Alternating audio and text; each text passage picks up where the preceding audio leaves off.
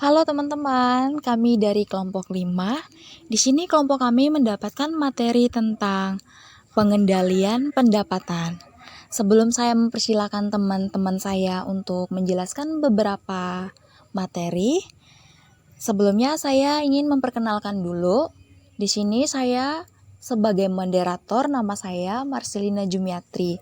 Dan untuk pemateri pertama atas nama Bertiana Adum, untuk materi kedua saya sendiri, dan untuk pemateri ketiga atas nama Hubertus Van Ronald, dan untuk pemateri keempat teman saya atas nama Hilarion Kurniawan.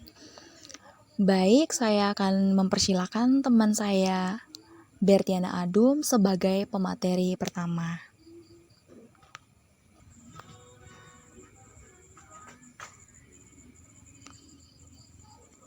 Baik, terima kasih kepada moderator. Jadi saya sebagai pemateri pertama menjelaskan pengertian pendapatan dan jenis-jenis pendapatan.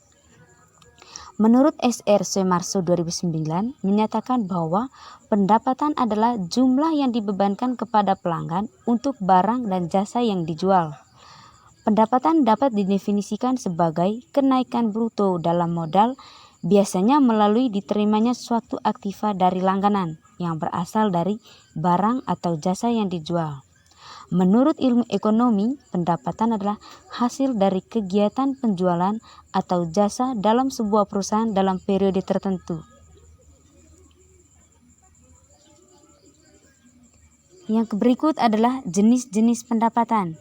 Menurut Heri 2013, jenis pendapatan dikategorikan menjadi dua. Yang pertama adalah pendapatan operasional, yaitu di mana pendapatan yang diperoleh dari kegiatan utama perusahaan seperti pendapatan penjualan atau sales revenue merupakan pendapatan yang dihasilkan dari penjualan barang dagangan yang merupakan bagian dari aktivitas atau operasi normal perusahaan. Contohnya itu aktivitas utama perusahaan itu adalah penjualan kamar, penjualan makanan dan minuman.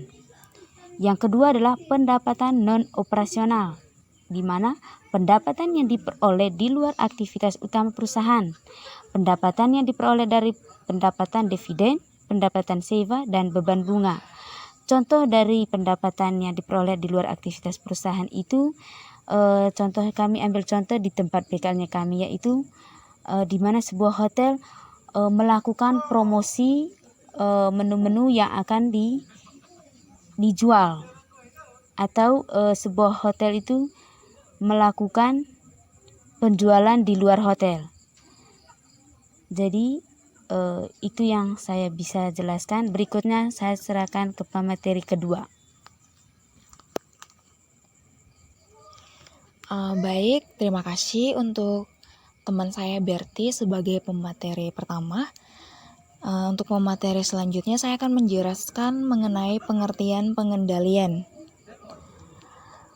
Menurut Hanses dan Mowen menyatakan pengendalian adalah proses penetapan standar dengan umpan balik berupa kinerja sesungguhnya dan mengambil tindakan yang diperlukan jika kinerja sesungguhnya berbeda secara signifikan dengan apa yang telah direncanakan sebelumnya.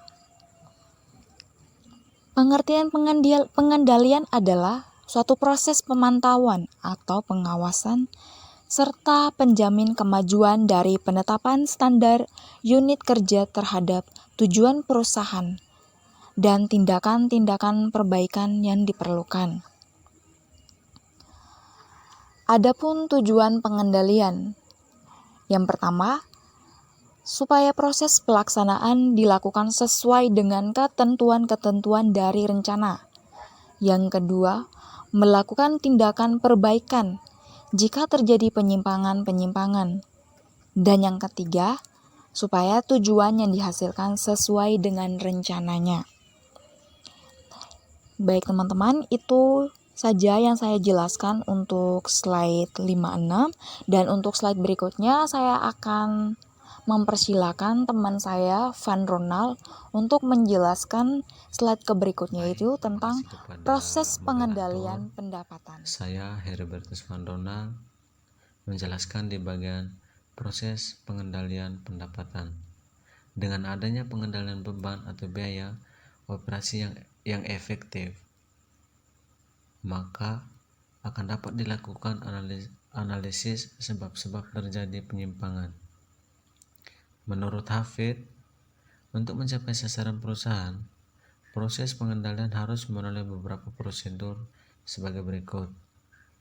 Yang pertama, menetapkan tolak ukur standar atau anggaran sebagai dasar untuk melaksanakan pengukuran.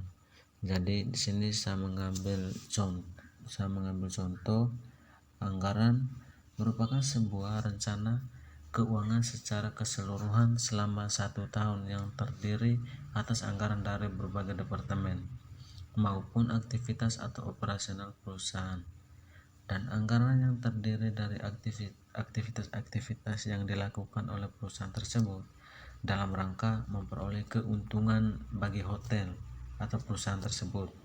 Misalnya, di dalam operasional itu ada anggaran penjualan, anggaran persediaan barang jadi, dan anggaran pembelian bahan baku. Terus yang kedua, melaksanakan pencatatan hasil atau pelaksana yang sebenarnya. Jadi di sini saya mengambil contoh, kita mencatat semua laporan dari hasil yang kita lakukan sesuai dengan anggaran atau pengeluaran. Yang ketiga, melaksanakan perbandingan terhadap pelaksanaan hasil yang sebenarnya dengan standar-standar yang telah ditetapkan. Jadi di sini saya mengambil contoh perbandingan dari tahun 2021 dan tahun 2022 ini. Jadi untuk mengetahui bagaimana perkembangan perusahaan, yang dimana kita melihat dari hasil laporan-laporan tersebut, dan di situ kita ketahui bahwa adanya perubahan pendapatan atau pemasukan dari perusahaan tersebut. Terus yang berikutnya, A. Menetapkan penyimpangan yang terjadi antara hasil pelaksanaan sebenarnya dengan standar yang telah ditetapkan sebelumnya, kemudian dianalisis penyebab-penyebabnya. Yang B. Menentukan dan melaporkan faktor-faktor yang menyebab terjadi selisih tersebut. Di sini saya mengambil contoh mengenai selisih. Contohnya di awal tahun 2022 ini sampai akhir tahun 2022, target perusahaan kita harus mencapai 25M.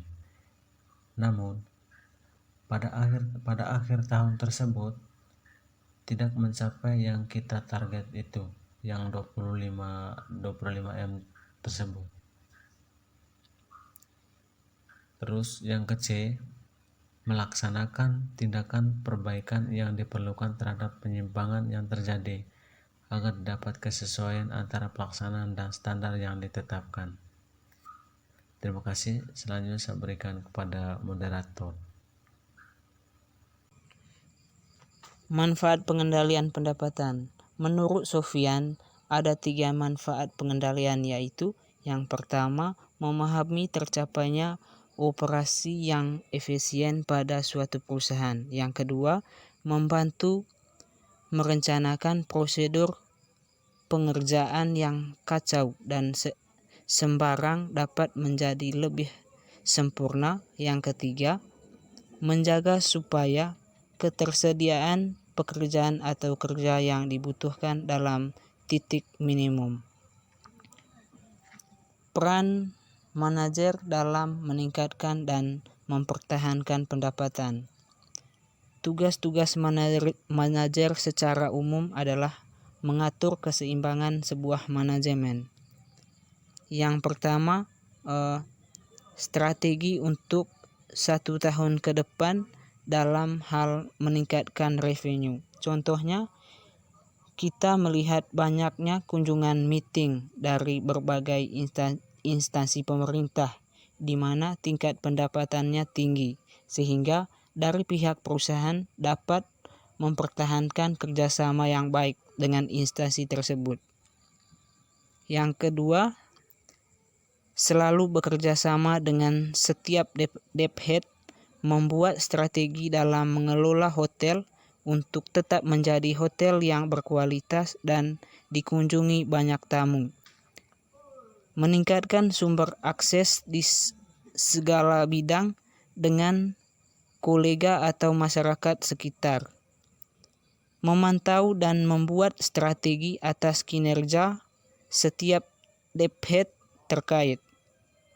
Melakukan evaluasi. Saya kembalikan ke moderator. Terima kasih. Baik, terima kasih untuk pemateri keempat. Baik teman-teman, sekian dari materi yang kami presentasikan. Mohon maaf jika ada salah kata. Kami dari kelompok 5, sekian dan terima kasih.